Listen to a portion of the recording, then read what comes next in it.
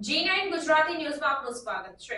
દક્ષિણ ગુજરાતમાં ભારે વરસાદના કારણે પાકને નુકસાન થવા પામ્યું। મળતી માહિતી અનુસાર ઓલપાડના કાંઠા વિસ્તારમાં પવન સાથે વરસાદ વરસતા નુકસાન થવા પામ્યું। માવઠાના કારણે ઉનાળુ પાકને નુકસાન થઈ રહ્યું છે, ત્યારે તલ, મગ, બાગાયતી પાક અને કેરીને નુકસાન થઈ રહ્યું છે। નુકસાનનો સર્વે કરવાની ખેડૂતોની માંગ છે, ત્યારે સર્વે કરી નુકસાનનું વળતર આપવા માટે પણ માંગણી કરવામાં આવી છે। જયેશ પટેલ, ખેડૂત આગેવાન। સમગ્ર દક્ષિણ ગુજરાતમાં ગઈ રાતે જે રીતે માવઠાની અસરને કારણે ખેડૂતો ખાસ કરીને ખૂબ જ ચિંતાતુર બન્યા છે। દક્ષિણ ગુજરાતમાં જે કાંઠા વિસ્તાર છે એમાં સવિશેષ ઉનાળુ ડાંગરની ખેતી છે એ ડાંગરની કાપણીની સિઝન ચાલી રહી છે।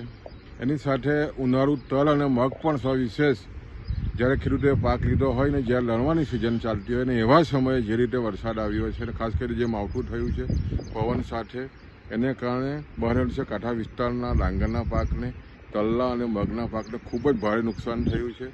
જે રીતે ગ્લોબલ વોર્મિંગની સીધી અસર ખેડૂતોને થઈ રહી છે ને ખાસ કરીને આ વર્ષે સતત તમે જો આ ચોથું માવઠું છે ને જે રીતે ભયંકર રીતે જે રીતે વરસાદ અને ખાસ કરીને જે રીતે વાવાઝોડું આવ્યું એને કારણે તલ અને મગને પાકને અને ખાસ કરીને જેમાં જોવો તો ડાંગરના પાકને સવિશેષ મોટું નુકસાન થયું છે।